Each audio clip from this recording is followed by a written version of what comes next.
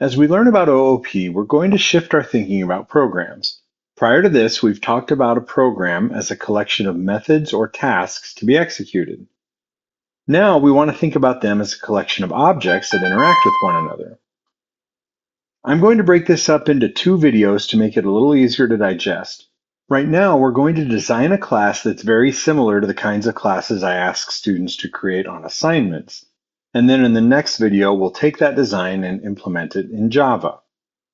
Okay, so I'm really jealous of that Deadpool guy because he gets to own a mobile phone company. So let's work on a program for managing information for a cell phone service provider. We'll start by thinking about the objects involved in that kind of a service. There are phones, phone calls, customers, cell towers, and all kinds of other objects depending on how detailed we want to get. To keep this video from turning into a Peter Jackson film, though, we'll just look at a single class, some basic customer data. To plan out our class, we'll create a class diagram.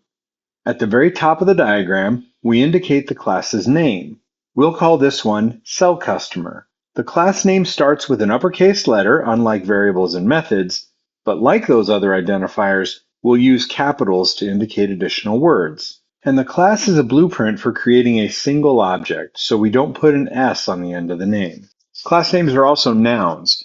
We're indicating what object we're going to make with the class. This class will represent one customer in our program.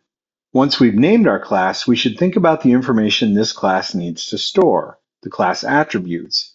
Those attributes will be listed in the next section. These attributes will be the fields in our class, so we need to decide what information we need to keep track of for a customer. We'll start with some basic identifying information like the customer's name and phone number. The name is obviously a string, but you might wonder about the phone number. Shouldn't that be an int or some other kind of number?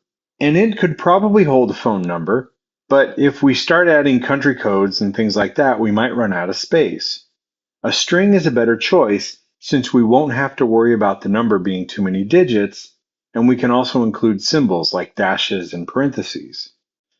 Now, service providers probably keep track of a ton of data about each customer, but again, we're beginners and we're trying to keep this project simple, so we'll just focus on cell phone data usage. So I have a field for how much data the customer gets each month, and one for how much the customer has remaining in the current month.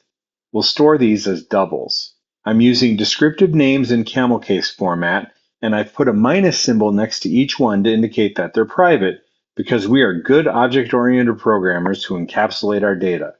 The bottom section in the diagram is for our class's behaviors, which we will implement as methods.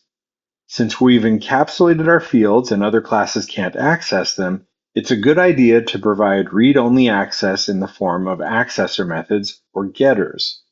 As beginners, it's okay to just create get methods for each of our fields, but if you're 100% certain that a field won't need to be accessed, you could skip a getter for that one.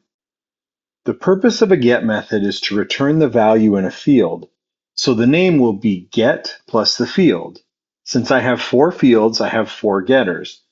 And in order to return the value, the return type of the get method will need to match the data type of the field. Phone number is a string, so get phone number returns a string. Monthly data is a double, so get monthly data returns a double. Adding getters is pretty much automatic and not something we need to think too much about. A set method gives write access to a field. It allows a new value to be assigned to that field. Soon we'll learn another option for getting data into our objects, but for now we need setters. So again, we'll have a set method for each field. And finally, we can think about methods that do more than just get or set a field value. These mutator methods will perform tasks that result in changes to the object's data. When a customer uses their cell phone data, we'll need to reduce the amount they have remaining. That's the useData method. If they choose to pay for more data to get them through the month, we can call addData. And on the first day of the month, we can reset their remaining amount to whatever their plan gives them. This diagram now gives us a nice visual representation of our cell customer class and can be a good guide as we switch over to the IDE to begin implementing the code. We'll do that in the next video.